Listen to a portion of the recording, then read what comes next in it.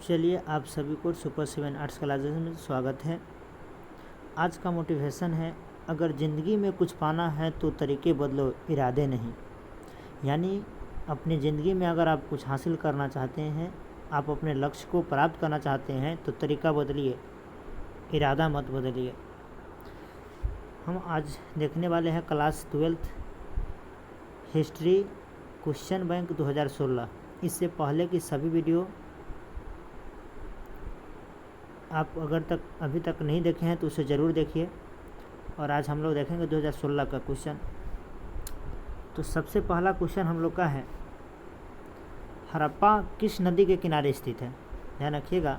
तो हड़प्पा जो है रावी नदी के किनारे स्थित है। उसके बाद आपका अगला प्रश्न है,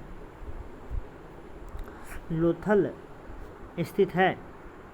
तो लोथल कहाँ स्थित है? तो ध्यान रखिएगा, लोथल गुजरात में स्थित है। कहाँ पर? गुजरात में। Option A. 3 में होगा, प्राचीन भारत में धर्म की शुरुआत किस शासक ने की। ध्यान रखिएगा, प्राचीन भारत में धर्म की शुरुआत सम्राट अशोक ने किया था। उसका चौथा नंबर प्रश्न है, भारत का नेपोलियन किस शासक को कहा जाता है। तो भारत का नेपोलियन समुद्रगुप्त को कहा जाता है। 5वां प्रश्न है, महाभारत किसने लिखा। ध्यान रखिएगा। तो 5वां क्वेश्चन, महाभारत किसने लिखा था, आपका आंसर हो जाएगा महर्षि वेदव्यास ने। और वाल्मीकि रामायण लिखे थे, कौटिल्य अर्थशास्त्र लिखे थे, मनु मनुस्मृति लिखे थे। इसका 6वां नंबर प्रश्न है, अर्थशास्त्र के लेखक कौन है। ठीक ना। तो ध्यान रखिएगा, कौटिल्य का अभी जस्ट हमने बताया कि कौटिल्य का अर्थशास्त्र है। 7वां प्रश्न है, चौथी बौद्ध संगीति किस शासक के काल में हुई। तो चौथी बौद्ध संगीति कनिष्क के शासन काल में हुआ था। उसके बाद 8वां प्रश्न है, प्रयाग प्रस्थिति की रचना किसने की थी। ध्यान रखिएगा। तो प्रयाग प्रस्थिति की रचना हरिसेन ने किए थे। कौन किए थे? हरिसेन। ऑप्शन सी।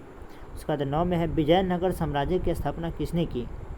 तो विजयनगर साम्राज्य की स्थापना हरियर एवं बुक्का दोनों भाई ने किए थे 1336 ईस्वी में। उसके बाद आपका अगला प्रश्न है 10 नंबर, महावीर ने पार्श्वनाथ के सिद्धांत में नया सिद्धांत क्या जोड़ा है ना। तो महावीर के पार्श्वनाथ के सिद्धांत में नया सिद्धांत क्या जोड़ा। तो ध्यान रखिएगा, आंसर होगा ब्रह्मचार्य। उसके बाद 11 नंबर, सिंधु घाटी सभ्यता में विशाल स्नानागार के अवशेष कहाँ से प्राप्त हुए। तो सिंधु घाटी सभ्यता में विशाल स्नानागार मोहनजोदड़ो से प्राप्त हुए। 12 नंबर प्रश्न है, पुराणों की संख्या कितनी है। तो आंसर होगा 18। 13 नंबर प्रश्न है, इब्न बतूता किस देश का निवासी था। ध्यान रखिएगा, तो इब्न बतूता मोरक्को का निवासी था। 14 नंबर प्रश्न है, कुतुब मीनार का निर्माण किसने शुरू किया था। ध्यान रखिएगा, कुतुबुद्दीन ऐबक ने बख्तियार काकी के सम्मान में। 15 नंबर प्रश्न है, उत्तर भारत में भक्ति आंदोलन का आरंभ किस संत ने किया। तो उत्तर भारत में भक्ति आंदोलन का आरंभ रामानंद ने किए थे। उसके बाद 16 में, कैप्टन हॉकिंस किस मुगल शासक के दरबार में आया था। तो ध्यान रखिएगा, 16 का होगा जहांगीर। Option B. उसका 17 में, दीन इलाही संबंधित है। तो दीन इलाही किससे संबंधित है। तो अकबर से। उसके बाद है 18 नंबर प्रश्न, स्थापत्य कला का सबसे अधिक विकास किसके समय में हुआ। तो स्थापत्य कला का सबसे अधिक विकास शाहजहाँ के काल में हुआ था।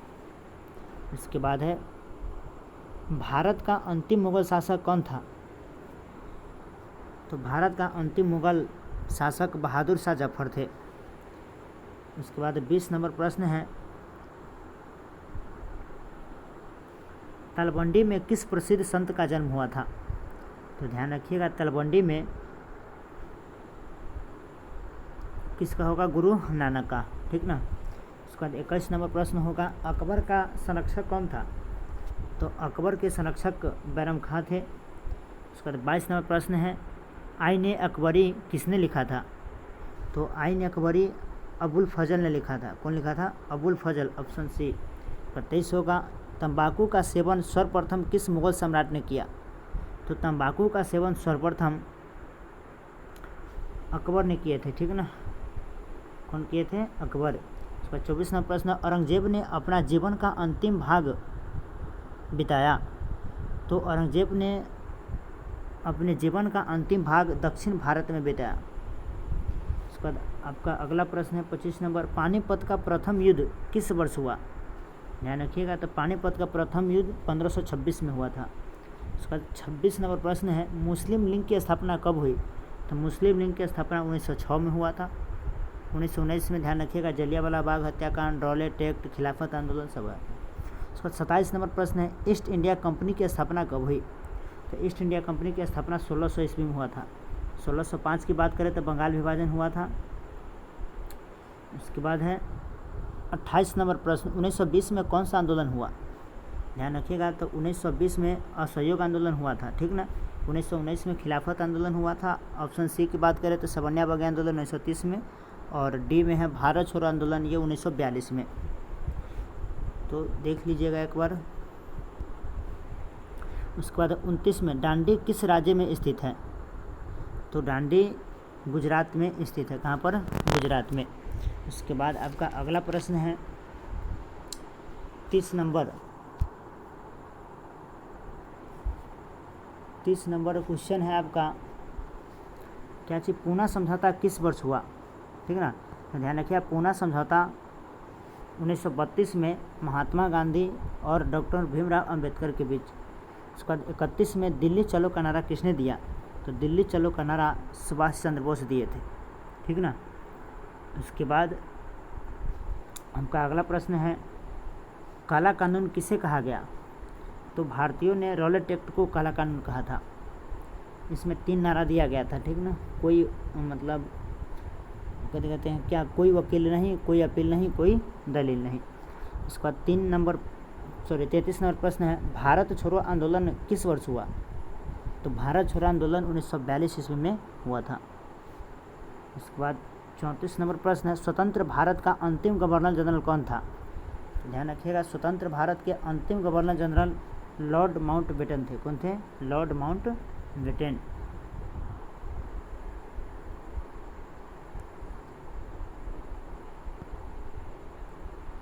उसके बाद अगला प्रश्न है, संविधान सभा के प्रारूप समिति के अध्यक्ष कौन थे?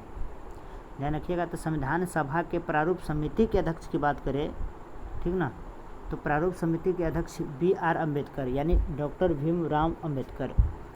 उसके बाद है 36 में, बिहार में चंपारण सत्याग्रह कब मतलब हुआ? ठीक है, तो बिहार में चंपारण सत्याग्रह 1917 ईस्वी में हुआ था।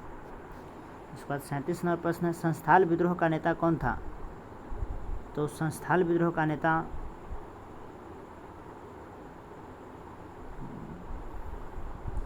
ऑप्शन है आपका पहला सिंधो, चित्तर सिंह, बिरसा मुंडा, इनमें से कोई नहीं। ध्यान रखिएगा, तो सिंध मतलब इसमें होगा सिंधु, मतलब संस्थाल विद्रोह के नेता थे सिंधु और कानून थे, ठीक ना। तो इन में से एक ही ऑप्शन दिया है, सिर्फ सिंधु। ध्यान रखिएगा। अस्थाई बंदोबस्त कहाँ लागू किया गया था? ध्यान रखिएगा, तो आपका 38 नंबर प्रश्न हो जाएगा, अस्थाई बंदोबस्त कहाँ लागू किया गया था? तो आंसर होगा बंगाल में। 39 नंबर प्रश्न है, बिहार में 1857 के विद्रोह का प्रमुख नेता कौन था? तो 1857 के विद्रोह के वो बिहार में तो कौन होगा? कुंवर सिंह। इसके बाद 40 में, भारतीय संविधान के अनुसार संप्रभुता निहित है, तो आंसर होगा संविधान में। किसमें? संविधान में। संप्रभुता किसमें निहित है? संविधान में। तो चलिए, आज आप लोग के 2016 का क्वेश्चन द एंड हुआ, और आप सभी को लास्ट तक देखने के लिए बहुत बहुत धन्यवाद। और पसंद आए तो मेरे दोस्त लाइक, कमेंट, शेयर ज़रूर करें, ताकि मैं आप लोग को लाइव करा सकूं। और आप लोग को पता है कि मैथ कराने के लिए लाइव ही ज़्यादा बेटर होता है, तो आप लोग सब्सक्राइब करें ताकि मैं मैथ को बहुत ही जल्द इस पर ला सकूं। चलिए, आप सभी को इतना और सहयोग करने के लिए बहुत बहुत धन्यवाद।